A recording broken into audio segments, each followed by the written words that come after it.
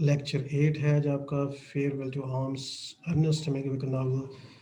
Screen share ये आपको नज़र आ रही है। लेक्चर 8, आज हम चैप्टर कवर करेंगे, चैप्टर 22 टू 26। जो स्टार्ट करते हैं 22 चैप्टर में क्या मेन इवेंट्स हैं, पहले हम देख लेते हैं चैप्टर के इवेंट्स को 22 से 26 तक, और उसके बाद जो है हम उनका एनालिसिस करेंगे। तो मैं ज़रा फ़ॉन्ट साइज़ भी इंक्रीज़ कर देता हूँ, अगर आप देख रहे हैं साथ तो आपको आसानी हो। सो chapter 22। The next morning it begins to rain and Henry is diagnosed with jaundice. Miss Van Kempen finds empty liquor bottles in Henry's room and blames alcoholism for his condition. अगली सुबह क्या होता है कि 22 चैप्टर स्टार्ट होता है जब पता चलता है कि हेनरी जो है उसको नर्स चेक करने आती है, तो उसका जो आँखों का वाइट पार्ट है वो येलो हो चुका है। और जब आँखों का वाइट पार्ट जो होता है आपका, अगर आप आईने में देखें अगर वो येलो हो जाए तो ये जॉन्डिस यानी यरकान की निशानी है। तो मिस वैन कैम्पन आती हैं जो कि हेड नर्स हैं, तो वो बहुत ज़्यादा बॉटल्स भी डिस्कवर करती हैं लिकर की। लिकर यानी शराब की बोतलें डिस्कवर करती हैं, तो वो यकीनी तौर पे अंदाज़ा लगा लेती हैं कि बहुत ज़्यादा अल्कोहलिज्म की वजह से जो है वो जॉन्डिस हो गया है, यरकान हो गया है हेनरी को। She accuses him of purposefully making himself in all order to avoid being sent back to the front. और वो उन पे इल्ज़ाम ये भी लगाती हैं कि इन्होंने जानबूझ के शराब पी है, इतनी ज़्यादा लिकर कंज्यूम की है ताकि इनको जॉन्डिस हो जाए और फिर इनको फ्रंट पे ना भेजा जा सके। और इससे हमें अंदाज़ा होता है कि बहुत से जो आर्मी के पर्सनल्स हैं वो बीमार जब होते हैं तो कई दफ़ा बहाना बनाकर भी बीमार होते हैं। आपको याद होगा हेनरी ने एक दोस्त के एक दफ़ा एक सड़क पे गुजरते हुए सोल्जर ने अपने सर को ज़ख्मी किया था ताकि वो हॉस्पिटल जा सके। बिल्कुल इसी तरह जब वो बीमार होकर आ जाते हैं हॉस्पिटल में तो ज़ाहिर है सेफ होते हैं, वहाँ उनकी देखभाल होती है, आराम मिलता है। जबकि जंग लड़ना, फ्रंट पे गर्मी सर्दी बर्दाश्त करनी, भूख प्यास मुश्किल काम है, तो अवॉइड करते हैं फ्रंट पर जाने से। तो हेड नर्स का भी यही ख्याल है कि इन्होंने ये एक्सक्यूज़ बनाया है। She orders his liquor stash to be taken away and promises not to file a report that will deny him his convalescent leave, which she successfully does. और वो ये कब्जे में लेती है स्टॉक इसका, और एक रिपोर्ट भी बनाती है हेनरी के खिलाफ ताकि इसकी कन्वलेसेंट लीव जो है, ये जो बीमारी की छुट्टी होती है, रेस्ट होता है, इसको ख़त्म किया जा सके, और वो ऐसा ही होता है कि खो देता है हेनरी अपनी जो लीव है।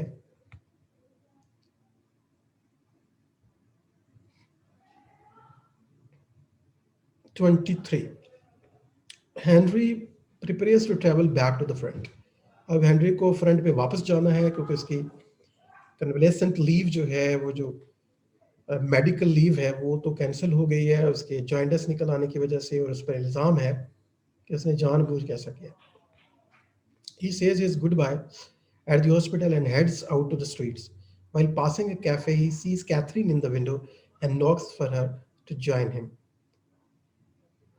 तो बाहर निकलता है, कैथरीन से मुलाकात होती है, उसके साथ वो सोचता है कि मुझे थोड़ी देर रहना चाहिए क्योंकि अब मुझे यहाँ से जाना पड़ेगा। They pass a pair of the lovers standing outside a cathedral. तो बाहर शहर की तरफ घूमने जो निकलते हैं तो वो कैथेड्रल के पास लवर्स को भी देखते हैं।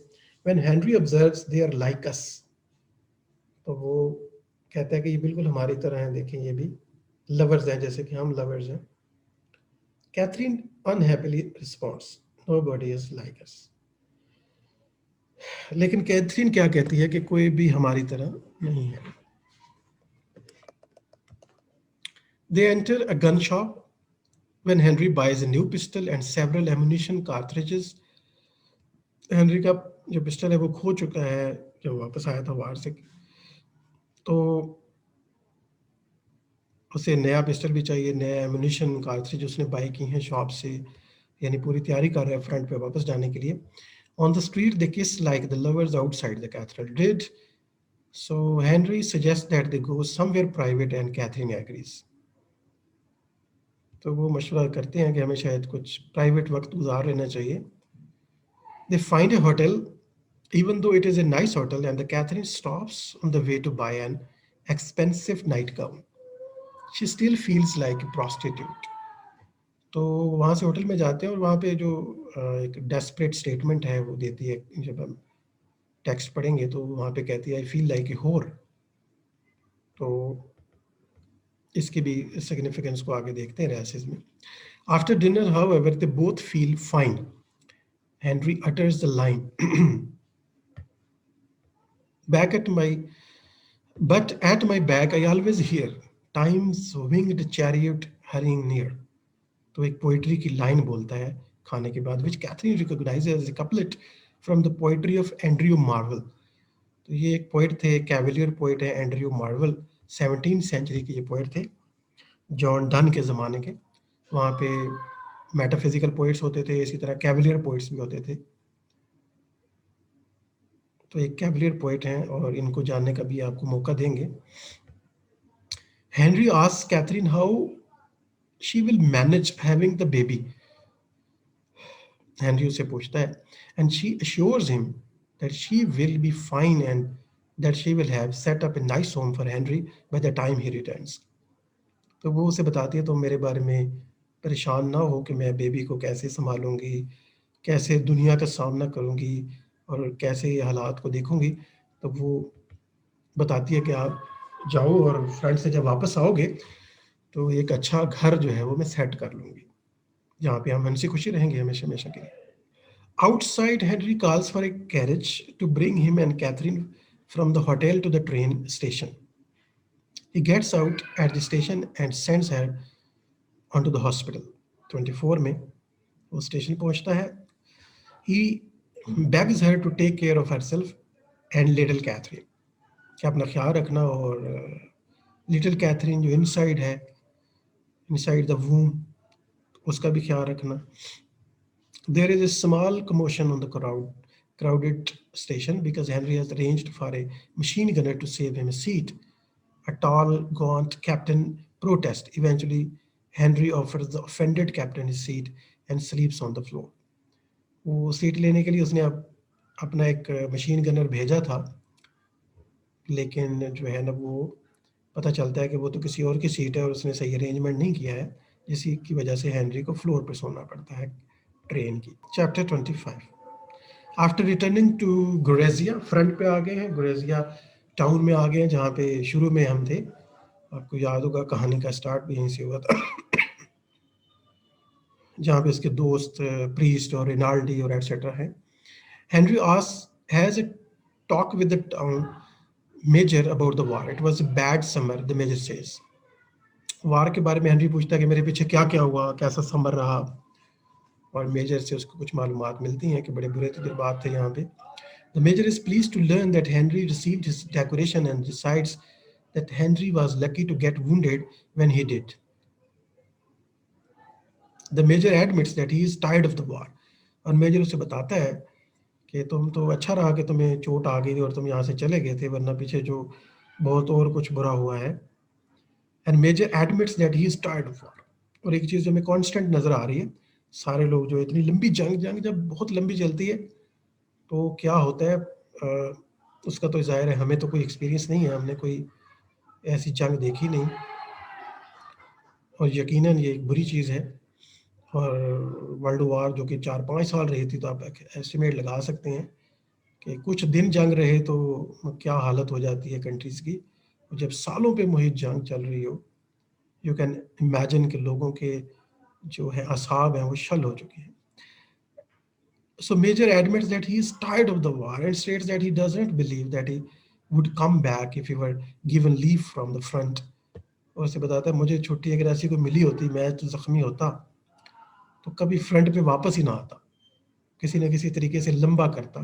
जैसे कि इसके पास ऑप्शन था कि डॉक्टरों ने कहा था कि 6 माह के बाद ऑपरेशन करेंगे, तुम्हारी नी अभी ठीक नहीं है, लेकिन हेनरी को जो है वो जल्दी थी चलने फिरने की, तो उसके अगर वो बहाने बनाता तो लंबे अरसे तक बेड पे रह सकता था। Henry then goes to find Rinaldi, ये जो पुराने उसके सर्जन दोस्त हैं, जो उसके रूममेट भी हैं। And while he waits for his friend, he thinks about Catherine। Rinaldi comes into the room and and is glad to see Henry. दोनों पुराने कोलीग या रूममेट मिलते हैं, बहुत खुश होते हैं एक दूसरे को देख के. He examines his friend's wounded knee and claims that it is a crime that Henry was sent back to the battle. तो वो कहता है ये तो जुर्म है, ये तो बहुत जुल्म और ज्यादती हुई है. जब वो इसकी नी को देखता है, इसके जख्मों को देखता है, तो कहता है कि इतनी जल्दी इसे फ्रंट पे भेजना जो है ना वो ज्यादती हुई है. और ये हेड नर्स ने आपको पता है ऐसी रिपोर्ट बनाई है ताकि इसकी छुट्टियां कैंसिल हो जाए. Rinaldi asks if Henry has married and if he is in love. और वो इसकी लव और इसकी शादी के बारे में पूछता है. He asks if Catherine is good in bed, which offends Henry, who says that he holds certain subjects sacred and definitely private. तो कहता है ऐसी बातें, प्राइवेट बातें मुझसे ना पूछो. They drink a toast to the Catherine and go down to the dinner. Rinaldi half-heartedly picks on the priest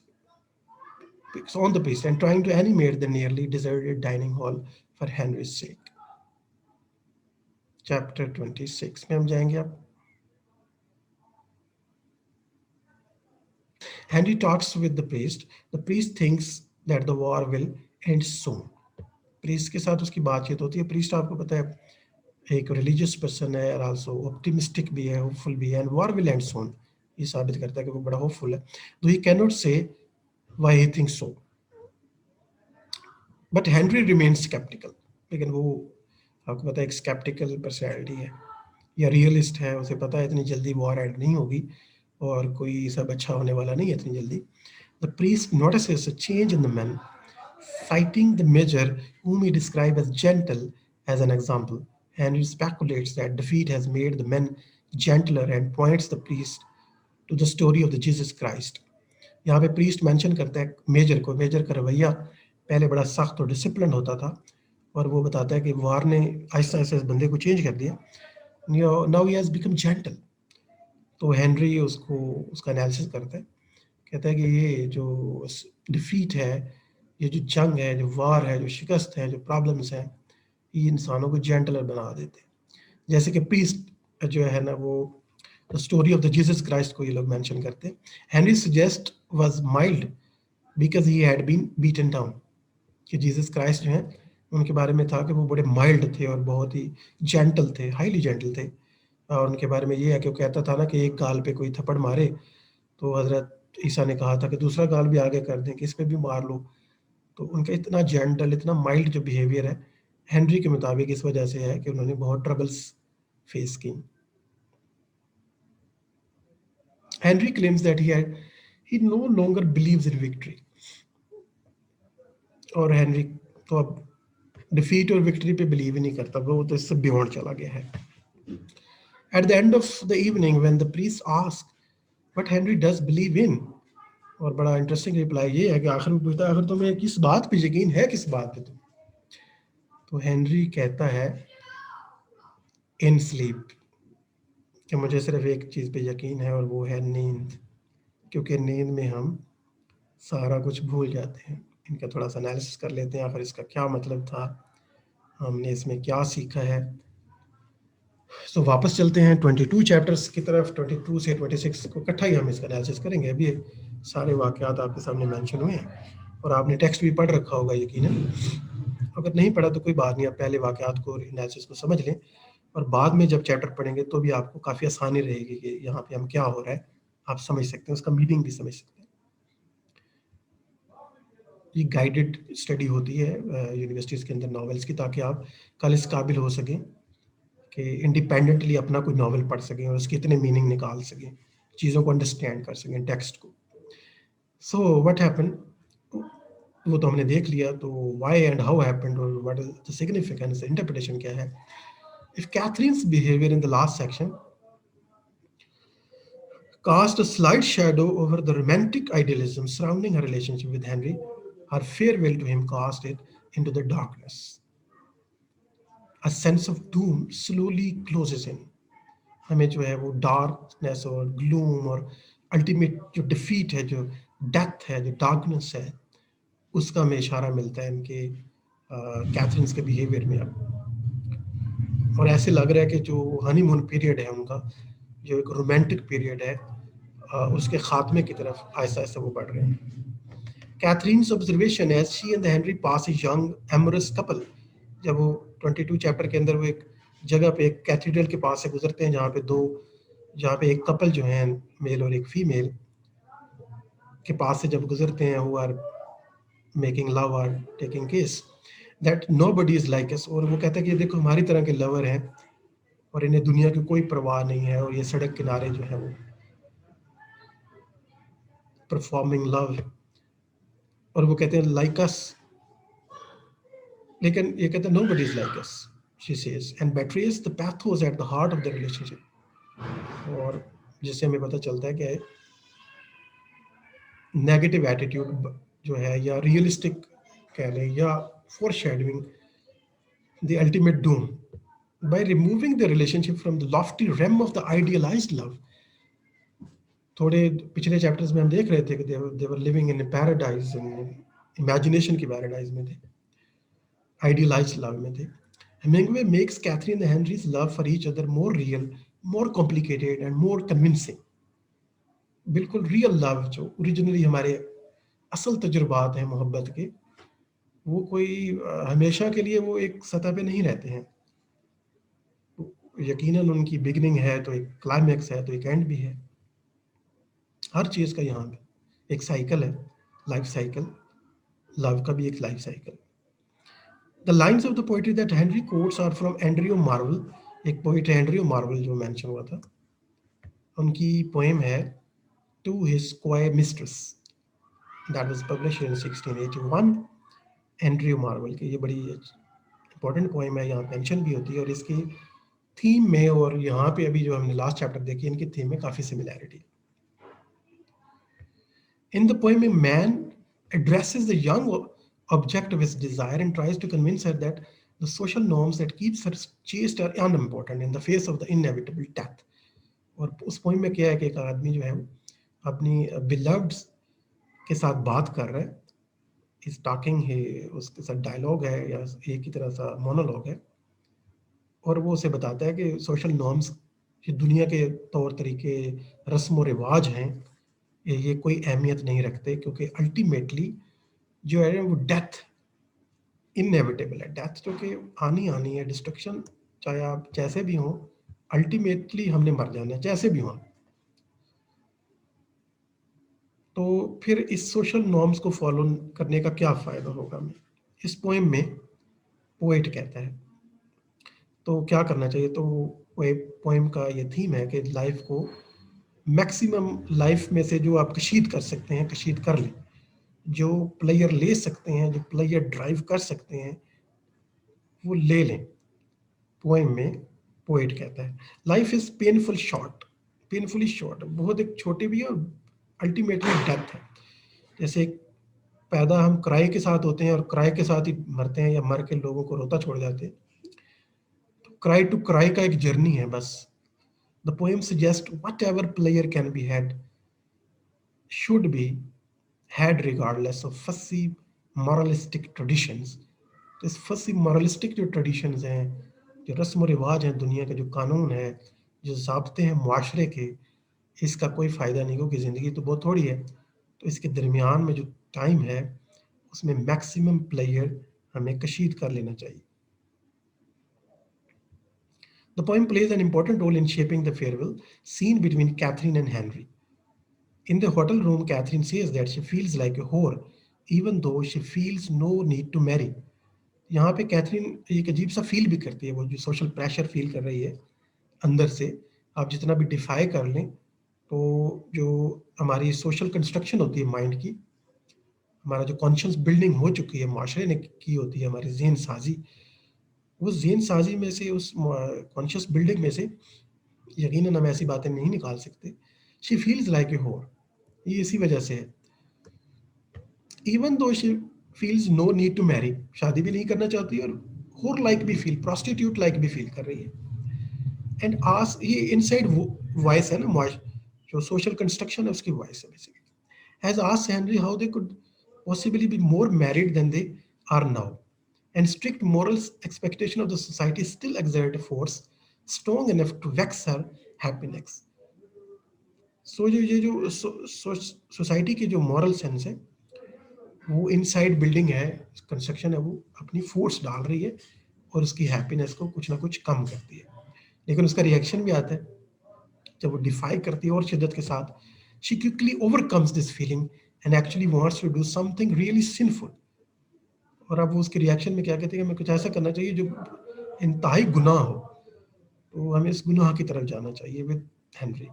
A sin, she imagines, would bring them closer together by throwing them into a sharper contrast with the outside world. Outside world जहाँ पे उनके ख्याल में fake order हैं, fake तरीके हैं, fake norms हैं, जो उनसे बाहर निकल जाएं हम, और एक ऐसी दुनिया में जिसे लोग सिन कहते हैं, वो मैं परफॉर्म करूँ।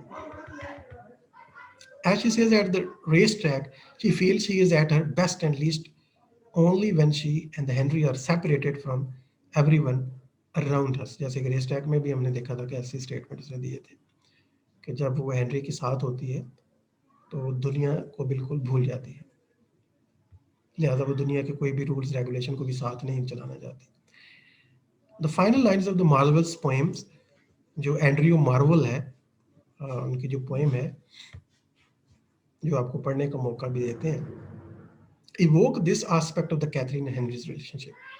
अगर हम उसकी फाइनल लाइन को देखें तो उन दोनों के रिलेशनशिप हमें उसकी झलक नज़र आती है, ये कैसे सोच रहे हैं हम थीम में।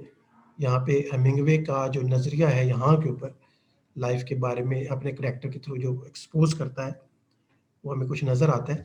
फॉर एग्जाम्पल लास्ट लाइन आप अगर देखें, let us roll all our strength and all our sweetness up into the one ball and tear our players with rough strife through the iron gates of life. ये poem है Marvell की, उसकी lines थी। Given the lack of comforts in the world so ravaged by the war, outside world तो full of war है, full of strife, troubles, diseases, problems हैं, और even rules regulation और ये चीज़ें भी साथ मौजूद हैं। It is little wonder that Catherine wants to unite with Henry against life's harsh realities. Henry's discussion with the priest confirms the difficulties of living in a world in which war has crumbled many of the foundations. और Henry की और priest की discussion बहुत important है as far as theme और thought के हवाले से, क्योंकि ये डिस्कस करते हैं कि क्योंकि सोसाइटी का जो मेन फाउंडेशनल आइडियाज़ हैं, जो बड़े बड़े आइडियाज़ हैं, that was the god, love and honour. War में जैसे मेडल ऑनर लेके आते हैं, और लव जो है हम चाहते हैं ह्यूमैनिटी के साथ हो, इंसानियत के साथ हो, ऑनरेबल लव की जो बात है, और दूसरा सीक्रेट लव एंड गॉड, तो कॉन्सेप्ट ऑफ द गॉड ही तो हमें मीनिंग देता है। तो जब ये चीज़ें अगर ज़िंदगी से आप निकाल दें, गॉड, लव और ऑनर, तो फिर क्या बच जाता है आपके पास? कुछ भी नहीं, डस्ट बन जाएगी लाइफ। तो that helps to structure human life and give it meaning. हमारी ज़िंदगी को तो मीनिंग ये तीन चीज़ें दे रही हैं, ऑनर, लव एंड गॉड। अगर ये नहीं है तो फिर लाइफ में कोई मतलब ही नहीं, फिर किसी बात की कोई अहमियत ही नहीं, कोई ज़िंदगी का कोई स्ट्रक्चर ही नहीं। Those of Hemingway's character who have not yet lost all sense of these beliefs, as Rinaldi has tried to make up for the loss in other ways as Catherine does. Henry's conversation with the priest illustrates the numb horror one feels when there is nothing left in which to believe. Problem ये है हमारे main hero के साथ कि priest को तो कुछ ना कुछ बिलीव है, प्रीस्ट तो गॉड, लवर, ऑनर पे बिलीव करता है, तो लेकिन बाकी कुछ करेक्टर हैं जो कि नहीं करते हैं। फॉर एग्जांपल हेनरी जो है वो इन तीनों जो है स्ट्रक्चरल मेन आइडियाज़ के ऊपर अपना यकीन खो चुका है। और वर्ल्ड एट लार्ज भी आप देख रहे हैं कि वार की वजह से लोगों के जो नज़रियात हैं उनमें तब्दीली आ रही। Without belief in God or the commitment to the war in which he is fighting, Henry can safely say that he believes only in the oblivion that sleep brings. वो जो लास्ट सेंटेंस, जब Henry जाने लगता है उठ के, तो priest उससे पूछता है कि तुम्हें ना गॉड पे यकीन है, ना प्योर लव पे, जो सीक्रेट लव है उस पर बिल्कुल नहीं यकीन, और ना ही ऑनर पे कोई यकीन है, ना कोई मेडल लेना चाहते हो, ना ऑनर बनाना चाहते हो, नाम, तुम्हें किस पे यकीन है? तो वो कहता है sleep. So Henry can safely say that he believes only in the oblivion that sleeps bring. तो sleeps क्या लाती है? Oblivion. तो उसे एक ही चीज पे यकीन है, वो है oblivion, कि कोई याद ना रखा जाए,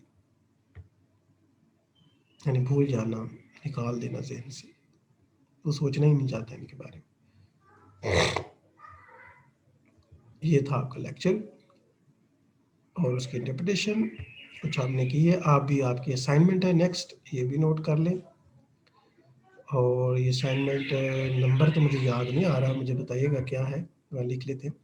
Read the poem to his choir mistress by Andrew Marvell and compare the main theme of the poem with the farewell to arms ideas. तो आपने यहाँ पे farewell to arms में हेमिंगवे का idea of death and love, आपने कहा love death, जो कि टू हिज choir mistress में दिया है एंड्रयू मार्वल ने। तो इनको कंपेयर भी करना है और इसके ऊपर फिर पढ़ना है, इसको लिखना है।